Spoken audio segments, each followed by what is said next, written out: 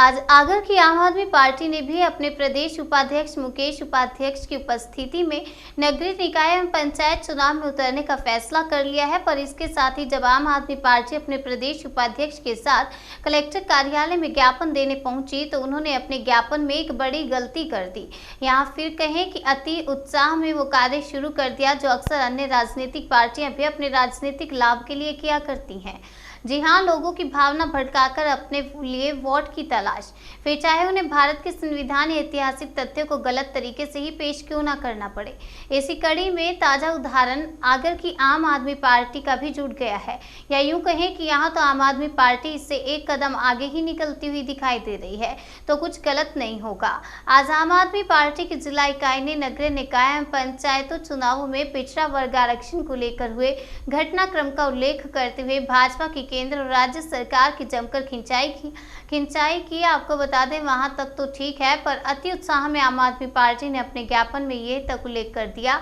कि भारत के संविधान की धारा 340 में यह उल्लेख है कि जिसकी जितनी संख्या भारी उसकी उतनी भागीदारी। साफ है कि भारत के संविधान की धारा 340 में इस नारे का कहीं भी उल्लेख नहीं है, बल्कि इस धारा में पिछड़ा वर्ग आयोग के गठन और उसके कार्य आदि के बारे में बताया गया, पर यह कहीं भी उल्लेखित नहीं है कि इसके द्वारा जिसकी जितनी संख्या भारी उसकी उतनी भागीदारी के सिद्धांत पर काम किया जाएगा। वस्तुतः यह नारा कुछ वर्ष पूर्व एक राजनीतिक पार्टी द्वारा किया गया था।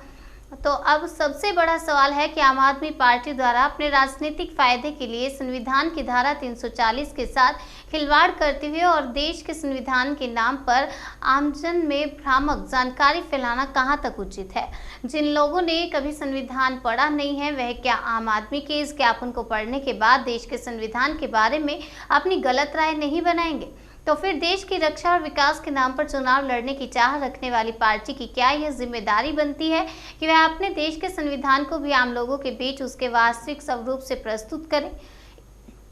यह एक अलग विषय है कि आप क्या चाहते हैं, पर जो आप चाहते हैं उसको प्राप्त करने के लिए और लोगों की भावना भड़काने के लिए देश के संविधान का गलत तरीके से सहारा लिए जाने को एक अत्यंत निंदनीय आचरण मानता हूं और चाहता हूं कि समाज के हर तबके को इस प्रकार के प्रयास को, चाहे फिर वो किसी के भी द्वारा क्यों ना किया जाए, उसका सख्त विरोध करना चाहिए, ताकि हमारी आने वाली पीढ़ी को भ्रामक जानकारी देकर उनकी भावना को भड़काने का जो प्रयास किया जाता है उसे बचाया जा सके। आम आदमी ने जो आज ज्ञापन दिया है कलेक्ट्रेट में, ये क्या है पूरा मामला? एक्चुअली आम आदमी पार्टी ने ज्ञापन दिया है कि जितनी ओबीसी की संख्या है हमारे मध्य प्रदेश में, उसके हिसाब से जो रिजर्वेशन देना था, पर सुप्रीम कोर्ट में हमारे यहाँ की मध्य प्रदेश की सरकार इस बात को फेल कर गई कि वो उतनी संख्या प्रूव नहीं कर पाई, इसलिए सुप्रीम कोर्ट ने उसको घटा के कम कर दिया है। इसी के लिए आम आदमी पार्टी ने और जो ओबीसी के लिए आरक्षण के लिए जो कमी हुई है, इसके लिए ज्ञापन दिया है। अच्छा, अगर ये ज्ञापन आपका नहीं हो पाता है आगे, इसके लिए अगर, तो फिर आप क्या आगे कार्रवाई करेंगे? देखिए, कोई भी चीज़ यदि सरकार पहले कोशिश करती है और सरकार के बाद में फेल हो जाती है, तो उसको कराने के लिए जो दूसरा तरीका होता है वो आंदोलन होता है। हम कोशिश करेंगे कि आंदोलन करें, पर इससे पहले चूँकि हमारे सामने नगर पंचायत और नगर परिषदों के चुनाव आ गए हैं, तो आज ही जो यहाँ मीटिंग भी हम लोगों ने रखी थी, तो इस मीटिंग में रिव्यू मीटिंग की गई और इस रिव्यू मीटिंग में देखा गया कि आम आदमी पार्टी यहाँ आगर मालवा, सुसनेर, ये नगर